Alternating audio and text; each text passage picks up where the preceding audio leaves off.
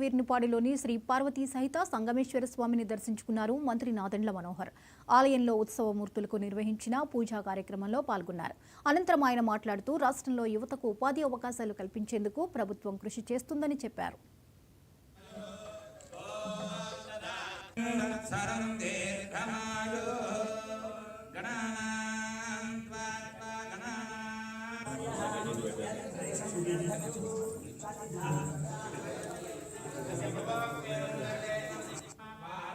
విగ్రహ ప్రతిష్ఠ కార్యక్రమానికి నా చిరకాల మిత్రుడు శర్మ ఆహ్వానించినందుకు దాదాపు అనేక సందర్భాల్లో దశాబ్దాల నుంచి రావాలని కోరుకుంటూనే ఉన్నా కానీ ఆ సమయం ఈరోజు వచ్చింది.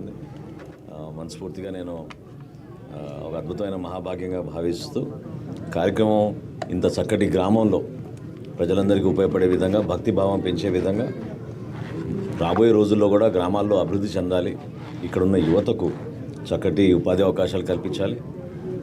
మా కూటమి ప్రభుత్వం చేస్తున్న ప్రయత్నాల్లో భాగంగా ప్రతి గ్రామంలో కూడా గ్రామాభివృద్ధి చెందడంతో పాటు సంక్షేమంతో పాటు ఒక నమ్మకమైన భవిష్యత్తు ఉండాలి.